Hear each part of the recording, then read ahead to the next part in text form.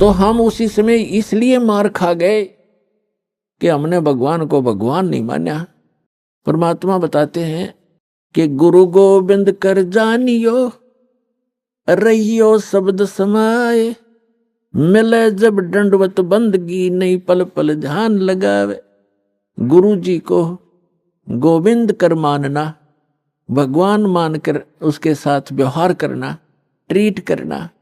गुरु गोविंद कर जानियो और चलियो आज्ञा मां, मिले तो दंडवत बंदगी, नहीं तो पल पल ध्यान लगा। जब भी आपको मिले दंडवत प्रणाम करें और गुरु जी को परमात्मा मानना। वो खुद तो भगवान थे ही, लेकिन अब अपने दास को भेजा है परमात्मा ने इसलिए कि आपका जो भाव है वो बना रहेगा। जैसे गणित के अंदर एक प्रश्न आता था ब्याज का, ऋण का, तो उसमें मूलधन ज्ञात करना होता था। मूलधन तो होता था वो करोड़ों और अरबों रुपए में। उस करोड़ों और अरबों रुपए के मूलधन को प्राप्त करने के लिए मानना पड़ता है, मान लीजिए मूलधन 100 रुपये। वो 100 रुपये मूलधन नहीं है, लेकिन वो सपोज करना पड़ेगा उस प्रॉब्लम को सोल्व करने के लिए। तो ये समझ लेना पुण्यात्माओं, परमात्मा की वाणी है कि गुरु गोविंद कर जानियो और रहियो आज्ञा माई, मिले तो दंडवत बंदगी, नहीं पल पल ध्यान लगाए। अब जैसे आप यहां से जाओगे शरीर छोड़ के, ये तो छूटेगा, आपको मालूम है सबको। हम चाहते तो नहीं है कभी मृत्यु हो, लेकिन या तो होगी वो माल्य के आधार पे है। अब तो आप भक्त हो गए, आपकी मृत्यु तो भगवान कबीर साहब के हाथ में है। आप कहोगे तब होगी, कई बार कह लोगे जब होगी। अब काल नहीं मार सकता आपको, अकाल मृत्यु नहीं मर सकते आप, अगर नियम ठीक रखोगे।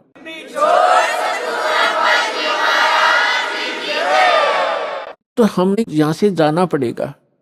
जब आप यहां शरीर छोड़कर जाओगे तो ऊपर जाकर के आप देखोगे ये दास के रूप में वो कबीर परमेश्वर आपको खड़े दिखाई देंगे।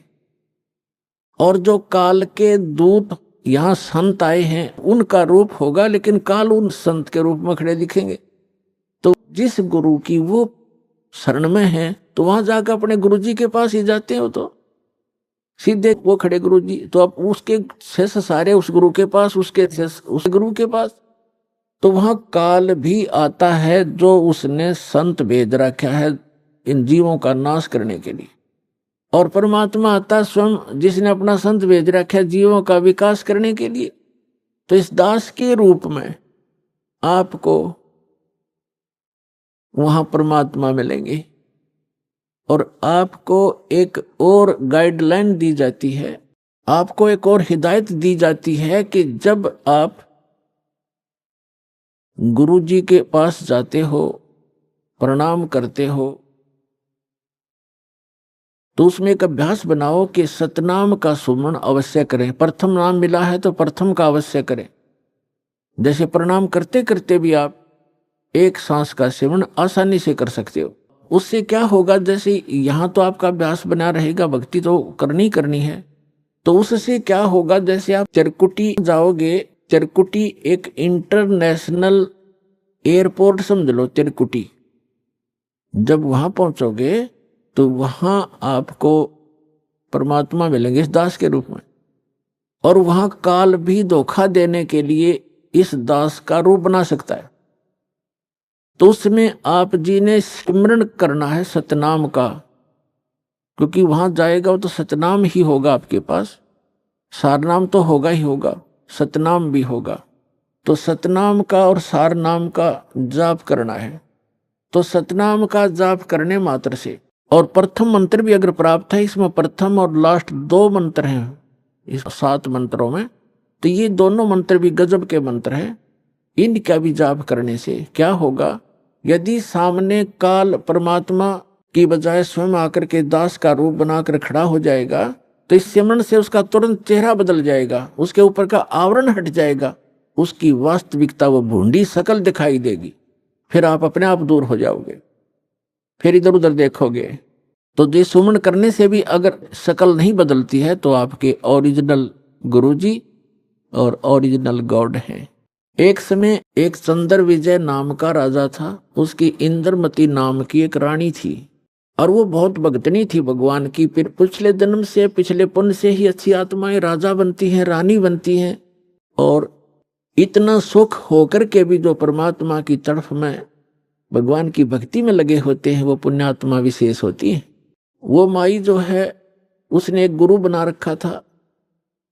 उस गुरु जी ने उसको बता रखा था कि भगवान विष्णु, भगवान शिव की भक्ति करनी चाहिए, श्री राम की भक्ति करनी चाहिए, 68 तीर्थों पे जाना चाहिए, 68 तीर्थ करना चाहिए, एकादशी का व्रत रखना चाहिए।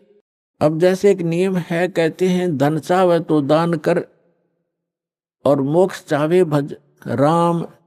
तो हमने यहाँ इस काल के लोक में रहना है तो धन भी चाहिएगा और राम भी प्राप्त करना है, तो हमने दान भी करना है और सच्चा नाम भी जपना है। अब उसके गुरुजी ने बता रखा था कि बेटी, पिछले जन्म में तेने बहुत पुण्य कर रखे हैं, घने धर्म कर रखा है, जिस कारण से तू रानी बन गई। आगे ऐसी ही अच्छा जीवन प्राप्ति के लिए आप साधु संतों को भोजन करा कर बेटा, वैसे तो आए अतिथि को भी भोजन करा दे, उसका भी पुण्य है, लेकिन भगत संत को भोजन कराने का न्यारा फल मिलता है। अब जैसे आपके पास पशु हैं, भैंस या गाय, एक भैंस या गाय है जो दूध देती है और अन्य भी पशु हैं जो अभी दूध नहीं दे रहे, वो भी अपने पालने ही पड़ते। अब एक तो उस दूध ना दे रहे पशु को जो चारा दिया जाता है, आहार खिलाया जाता है, वो भी हमारा कर्तव्य बनता है। लेकिन जो दूध वाले को जो चारा चराया जाता है, बिनौले खल आदि हम डालते हैं, तो वो तुरंत लाभ दे देता है। सुबह अच्छा भोजन कराओगे, चारा चराओगे, तो शाम में दूध घड़ा पाओगे उसके। तो इस प्रकार संत और भक्त होते हैं दूध वाले, और अन्य जो अतिथि आते हैं जो भक्त नहीं, भक्त है तो अच्छी बात है ना, तो वो भी एक कर्तव्य जानकर हमने उनको भी अवश्य भोजन कराना चाहिए और आतिथ्य सत्कार से कराना चाहिए। लेकिन साधु संतों का भोजन कराया हुआ अत्यधिक लाभ देता है। अब साधु संत भक्त भले ही वो शास्त्र विरुद्ध साधना कर रहे हैं, लेकिन पूर्व जन्म के वो पुण्यकर्मी प्राणी हैं, वही भटक रहे होते हैं। कोई लाल पीले कपड़े पहनता है, कोई दाढ़ी बढ़ा लेता है, कोई मूंड मुंडा लेता है, कोई तिलक लगाता है, जैसा भी उसको मार्गदर्शक मिल गया, क्योंकि उसको परमात्मा चाहिए, चाहे किसी भी भेख बनाने से मिल जाए, वो परमात्मा की तरफ तड़फ रहा है। ऐसे व्यक्ति को भोजन कराने से विशेष लाभ होता है, क्योंकि अब तो साधना ठीक है नहीं, लेकिन पूर्व जन्म की कमाई उसकी है और वो भक्त भगवान का विशेष प्यारा होता है। चाहे आज वो किसी की पूजा कर रहा है, लेकिन वो भगवान कबीर साहब का ही बच्चा है। तो इसलिए ये एक नियम है। इस नियम के आधार से उस संत ने अपनी शिष्या इंद्रमती से कहा था कि बेटा, साधु संतों को भोजन कराने से अगले जन्म में भी तू रानी बन जाएगी। अब इनको ज्ञान इतना ही था कि रानी बन जा रानी कितनी बार बनेगी, फिर गद्दी भी तो बनेगी वो एक दिन। वो समस्या इनका समझ में नहीं आ रही थी। अकिया भी पड़े गले में, ठीक है, जितना उनको ज्ञान था उस रानी को ज्ञान उसने दे रखा था। अब वो अपने गुरु जी के बताए मार्ग पर कति दृढ़ थी। ऐसी पुण्यात्माएं कबीर साहब के बच्चे हैं। परमात्मा कहते हैं, जो जन मेरी शरण है, ताका हूं मैं दास और गेल गेल लाग गया फिरूं, साथ साथ फिरता रहता हूं जब तक धरती आकाश। आपको बहुत बार बताया, क्योंकि ये दातंग मार्ग है पुण्यात्माओं। आपने केवल कथाएं सुनी है, ये राम कृष्ण की, सुदामा और कृष्ण की, बेलनी और राम की, राम रावण की लड़ाई, महाभारत का युद्ध, ये भी एक इतिहास है, लेकिन ये अध्यात्म मार्ग नहीं था। अब ये है संपूर्ण अध्यात्म मार्ग ज्ञान। इसको बहुत प्रकार से समझाना पड़ता है। अब रानी जो भी गुरुजी ने बताया था उस पर दृढ़ होगी, और उसने ये सोचा कि भी साधु संतों को भोजन कराना अनिवार्य है। उसने एक अपना नियम बना लिया कि मुझे भूल ना पड़े, मैं प्रतिदिन संतों को, जितने भी आसपास संत हैं, 2, 4, 10, कम से कम एक, को तो भोजन करा कर ही मैं प्रतिदिन आहार किया करूंगी। तो उसने अपने नौकरों से बोल दिया कि आसपास जो भी जंगल में कोई साधु संत हो उनको प्रार्थना करके आओ कि डेली यहाँ भोजन करके जावें, और जो यहाँ नहीं आ सकते उनको वहां पहुंचा कर आओ। अपने हाथों रोटी बनाती रानी होकर, चाहे 10 संत आते, चाहे 5 आते, चाहे 20 आते। तो ये सिलसिला शुरू था।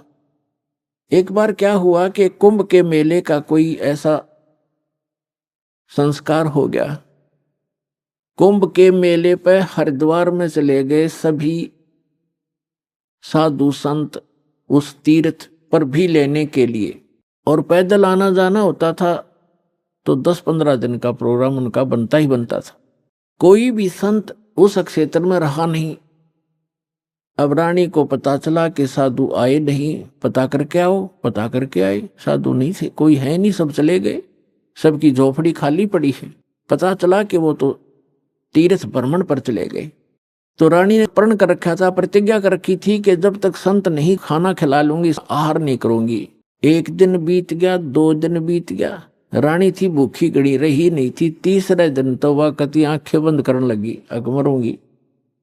उसके पति ने भी समझाई, तू क्यों अपना जीवन नाश करे, खा ले 2 रोटी। तो साधु आओ फिर जमा दिए कि बिजली गिर गई, पर ने बोली नहीं, मर जाएंगी पर मैं भोजन नहीं खाऊं। अब उस पर दुख देखा नहीं जाता, उस परम पिता पे। द्वापर के अंदर परमात्मा करुणा में नाम से आए हुए थे, यही कबीर भगवान, वो समर्थ परमात्मा, अमर पुरुष। चारों युग में आते हैं परमात्मा। कहते हैं सतयुग में सत सुकृत कह टेरा, त्रेता नाम मुनिंद्र मेरा, द्वापर में करुणा में कहाया, और कलयुग नाम कबीर धराया। चारों युग में आया हूं मैं परमात्मा कहा करते। तो द्वापर में वो करुणा में नाम से आए हुए थे।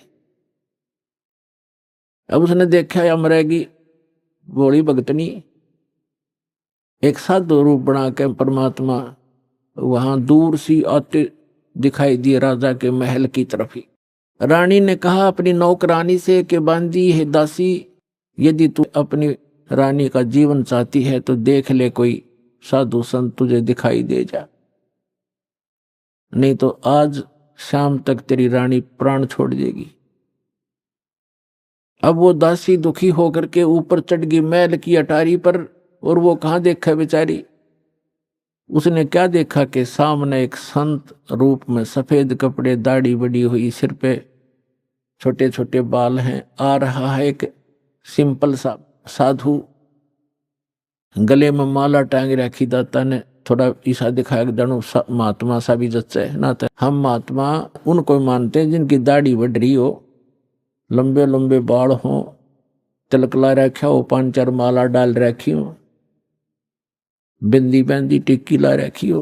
तो परमात्मा ने इसीलिए वो थोड़ा सा वेशभूषा सी बना रखी थी। वह नौकरानी स्पीड तक नीचे आई और रानी से कहा कि एक महात्मा सा नजर आवा है, कपड़े तो लाल हैं नहीं पर सकल साधु जैसी लगती है, कहो तो लाऊं बुला के। अकेला बहन ले आ जैसा भी हो। अब वो नीचे गए, इतने परमात्मा भी महल के निकट सी आ गए। नौकरानी ने प्रणाम किया और कहा महाराज आपको हमारी रानी याद कर रही है। परमात्मा ने पूछा आप कौन हो? कि मैं नौकरानी हूं।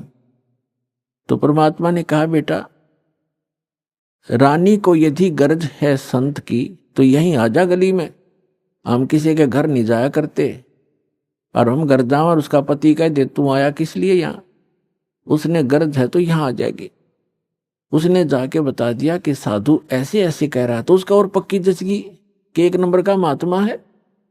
नहीं तो नो कोई कह देगा अपने रानी बुलावा, ये तो नो बाछड़ू की तरह भाग्य आकर बच्चे की तरह, पैसे के लालच में अच्छा हलवा मिल जाएगा, और वो उड़े डिट गए। अगर रानी को गरज है तो यहाँ आ जाएगी बेबे। रानी ने कहा मेरा पकड़ हाथ मुझे सहारा दे, नौकरानी ले चल मुझे ऐसे महापुरुष के दर्शन करा दे, मर जाऊंगी तो भी अच्छा ऐसे संत के दर्शन करके। ऐसा दर्द आदमी आज पहली बार रानी को यह कहने वाला कि यहाँ आ जाएगी जब गरज पड़े तो, क्योंकि पिछले संस्कार से ऐसे भाव उत्पन्न हुआ करते साधु भक्तों में। तो रानी ने जाकर देखा वो मालिक का चेहरा, विश्व में सबसे न्यारे सुंदर थे कबीर भगवान, जितनी बार भी आए हैं वो, और चरणों में मत्था टेक्या। और कहा महाराज आप भोजन कीजिए, आहार कीजिए। परमात्मा बोले चल बेटा आहार कर लेते हैं। बैठ के जाकर एक आसन लगा दिया। रानी ने दुखी सुखी होकर नौकरानी के सहयोग से स्वयं भोजन बनाया और कहा महाराज जी भोजन पाओ। तो परमात्मा ने कहा बेटा आप इतना कोई रोग है आपको क्या, इतनी अक्सीन कैसे होगी? तो उसने सारी कहानी बताई कि मैं प्रतिदिन एक साधु को भोजन करा के भोजन करती थी। संत रहे नहीं क्योंकि वो कुंभ के मेले में स्नान के लिए चले गए। आज तीसरा दिन आ गया महाराज जी, आप ना आते ताज में मर जाती। जब भोजन बना के परमात्मा के पास रखा तो कहा परमात्मा ने कि बेटी मेरा शरीर भोजन करने का नहीं है, मैं तो खाऊं या ना खाऊं मैं सदा एक रस रहता हूं। तो रानी बोली जी ठीक है, भोजन नहीं खाओगे तो मैं भी नहीं खाऊंगी, मरना मंजूर है मुझे, मरना ही मुझे उचित है, मैं अपना जो है ना प्रतिज्ञा नहीं भंग कर सकती। तब परमात्मा ने कहा कि ला बेटा, कहते समर्थ इसी को कहते हैं जो चाहे सो कर दे। मालिक ने भोजन करा, फिर उससे पूछा बेटा ये जो आपको ये हठ किसने बताया? रानी ने कहा कि मैंने अब गुरुजी बना रखे हैं, हमारे गुरु बहुत अच्छे हैं। परमात्मा ने पूछा क्या साधना करते हो? कि श्री विष्णु जी की, श्री शंकर भगवान की, शेरा वाली माता की, जो भी वो करती थी, एकादशी का व्रत करती हूँ, तीर्थों पर भी जाती हूँ। फिर परमात्मा ने अपना ज्ञान समझाना शुरू किया, लेकिन वो ज्यादा भावुक होते हैं श्रद्धालु। जैसे ये दास प्रारंभ में इन अन्य पंथों वालों को कहा करता था, जो भी आ जाता था संपर्क में सत्संग सुनने, कि भाई आपका नाम गलत है, आपका गुरु पूरा नहीं है, आपकी साधना गलत है। ये राधा स्वामी, धन धन सतगुरु, जय गुरुदेव वाले और ये सारे निरंकारी वाले ये आते थे जो सुनकर सत्संग है। जब ये दास उनको ये सच्चाई बताता तो बेदक जाते, उठ कर चले जाते कि ना आप तो निंदा करते हो, किसी संत की निंदा नहीं करनी चाहिए, पाप लगता है। अरे भले आदमियों, निंदा क्या की मैंने? तेरे गुरु को चोर बताया ना, डाकू ठग बताया नहीं, उसके ज्ञान की त्रुटि बताई है, ज्ञान में कमी है आपके गुरु जी में। संत तो अच्छे ही होते लेकिन ना समझ में आई। ये श्रद्धालु होते हैं कि ना गुरु जी के बारे में कुछ नहीं सुन सकता, और अब आने लग रहे रोते हुए लुट पिट के, रोआ बरीत रहे, नाश हो गया। 30 साल हो गए राधा स्वामी में जीवन खो दिया, सब कुछ लुट पिट गया, इकलौता पुत्र था वो भी मर गया। बता अब टिंडे ले लो राधा स्वामी में, धन धन सतगुरु में। साची के 6 माह में गुस्सा होते थे। और यहाँ का इतिहास देख लो, सन 1994 से जो जुड़े हाथ उनके ठाठ देख लो, और उनके घर में कोई दुर्घटना हुई तो आप पूछ कर देख लो, लाखों की संख्या में भक्त है। तो भगवान की शरण न्यारी होती है।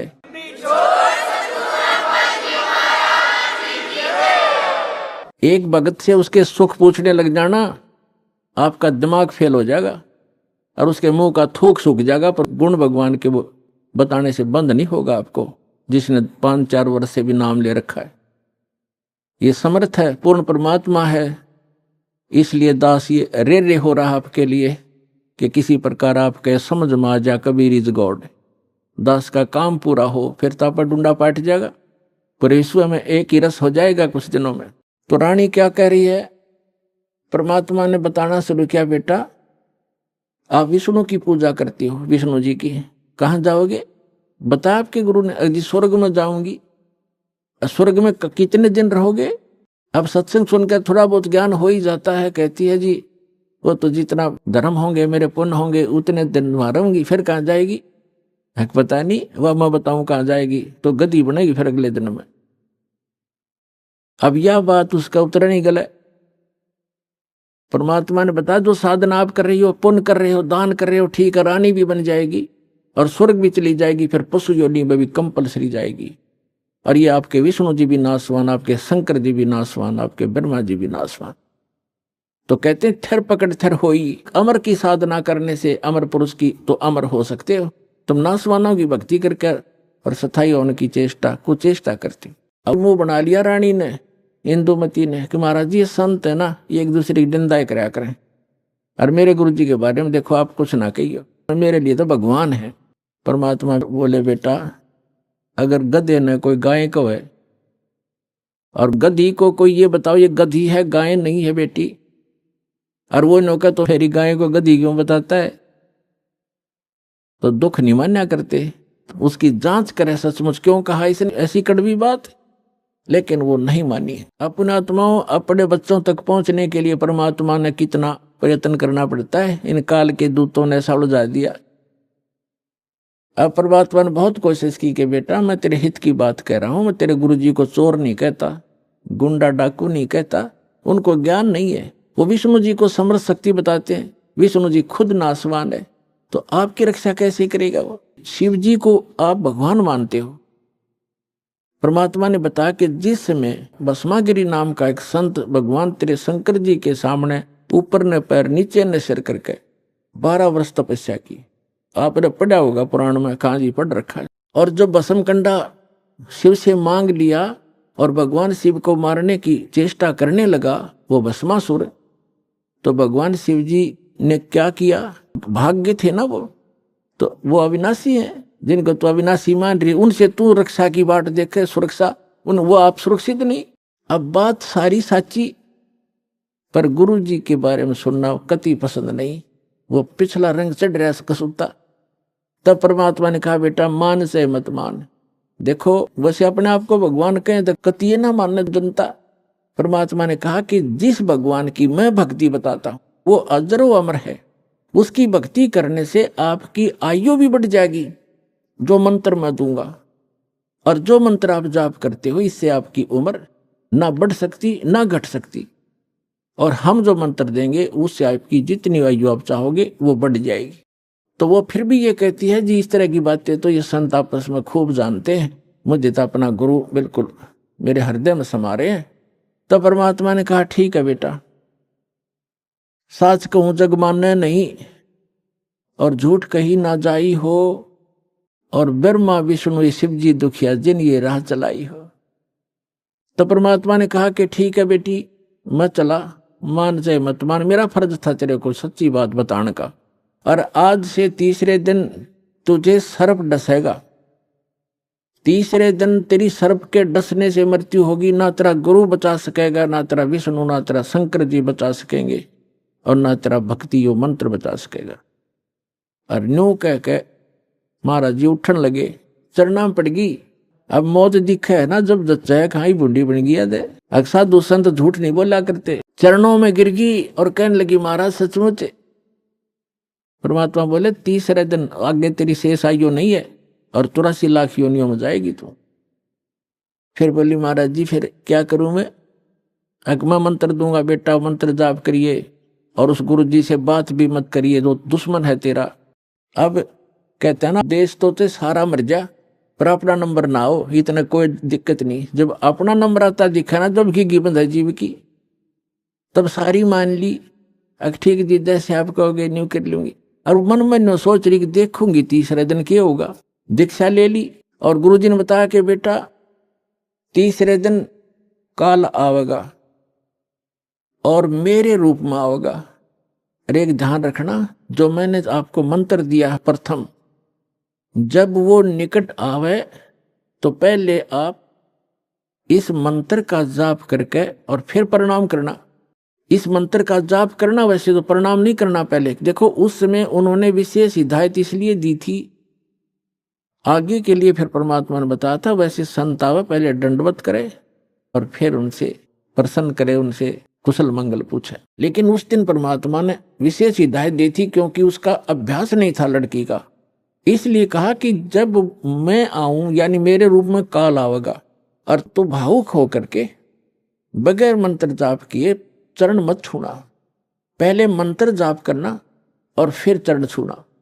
अब रानी ने किसी को बताया नहीं, ने सोचा क्या पता सच्ची है कि झूठी है। ठीक अगले दिन के 1 बजे के आसपास परमात्मा के रूप में काल गया, करुणामय के रूप में, और कहा इंद्रमती कहाँ है बेटा। अब इंद्रमती ने देखा गुरुजी आगे, लेकिन वह बात उसके हृदय में गड़ रही थी। गुरुजी ने ये भी बात कही थी तो उन्हें प्रथम मंत्र सिमरण कर दिया। वो सारा जो कंप्लीट कोर्स यही है वो जो आपको दे रखा, उसके प्रथम मंत्र के प्रथम नाम से ही एकदम उसका स्वरूप बदल गया और ऐसी विकराल चेहरा, लंबे दांत और मोटी मोटी आंख, बेहुद्दी सी विकराल सी शरीर दिखाई दिया। तब उस काल ने देखा कि तेरा तो इसने आवरण तार दिया। न बोला अब तब बचगी तू, तेरे पास मंत्र जबरदस्त है, तुझे फिर देखूंगा। अब रानी का जान बची लाखों पाए और गुरु जी के 100 शुक्र मनाए। अपने नौकरों को बताती है, काल आया था, आज मेरी मृत्यु होनी थी, मैंने जो गुरुजी बनाए हैं मेरी उम्र बढ़ा दी। राजा को बताई उसके दरबार में जाके। राजा ने बोला तू पड़ी रह, काल आ जाता तने छोड़ जाता, ये तुमने ऐसे कहती रहती हो, कोई कुछ कह दे उसकी बातों में आ जाती है। तो उसके साची भी तेरी बेचारी के साथ वो राजा की के माने वो आगी वापस, शुक्र मनाया आगी तो तेरी टलगी मृत्यु। छाटते आके लेट गए भगवान, हे परमात्मा दया करिए, आपने इसी गुरु मिला ऐसा मंत्र दिया और मेरा जीवन रक्षा होगी। अब वह लेट गई बेड पे कति खुशी बना के। इतने में काल सर्प बन के आ गया। सर्प बन के आया और रानी के डस दिया। डसते उसकी आंख खुली और फिर वो ऐसे ऐसे जाता दिखा। उसने शोर बचाया, भागियो, डस ली सर्प ने, डस ली सर्प ने, डस ली। नौकर नौकरानियां आए, बाजे लठले, वो लंबा महल था राजा का, वो जो जाता दिखा सबने और मोरी में से निकल गया। रानी अचेत होगी, मृत्यु को प्राप्त होगी। सारे डॉक्टर बुलाए, वैद्य बुलाए, गरुड़ बुलाए, सारा कुछ कर लिया और सब ने मृत घोषित कर दी। तब परमात्मा आ गए तो नौकर नौकरानियां कहने लगी, जिन देखे थे भगवान उस दिन, वो नौकरानियां कहने लगी, महाराज जी आपकी इस शिष्या को सर्प ने डस दिया, तब सर्प से मृत्यु होगी। हाहाकार मच गई। तो परमात्मा ने एक बहाना सा करा, मंत्र शब्द बुझाया और कहा, उठ बेटी, 1 सेकंड में रानी खड़ी होगी। बोलो सतगुरुदेव।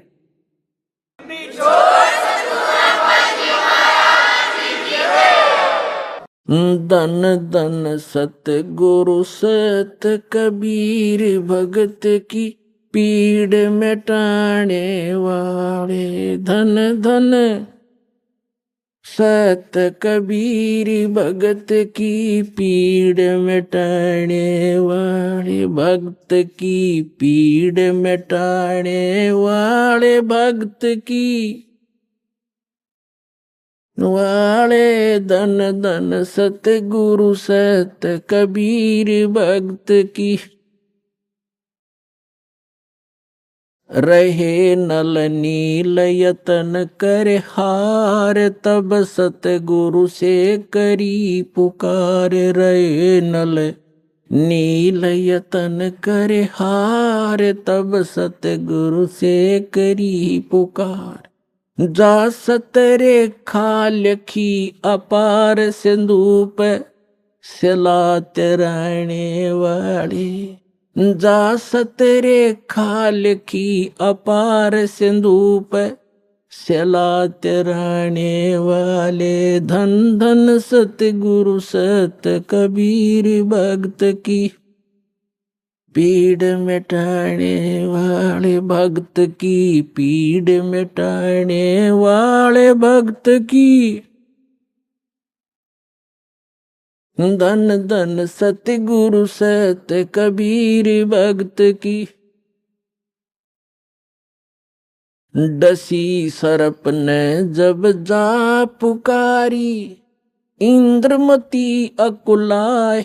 डसी सर्प ने जब जा पुकारी, इंद्रमती अकुलाए। आपने तुरंत करी सहाय बेरूली, मंत्र सुनाने वाले। आपने तुरंत करी सहाय बेरूली, मंत्र सुनाने वाले। धन धन सतगुरु सत कबीर भक्त की पीड़ मिटाने वाले, भक्त की पीर मिटाने वाले। धन धन सतगुरु सत कबीर भक्त की।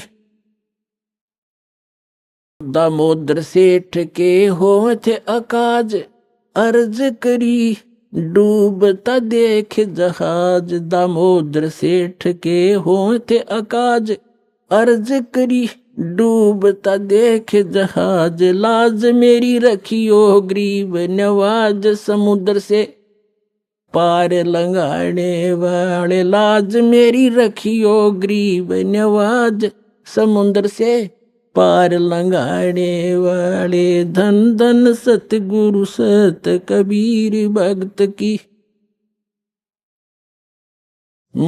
की पीड़ मिटाने वाले, भक्त की पीर मिटाने वाले, धन धन सतगुरु सत कबीर।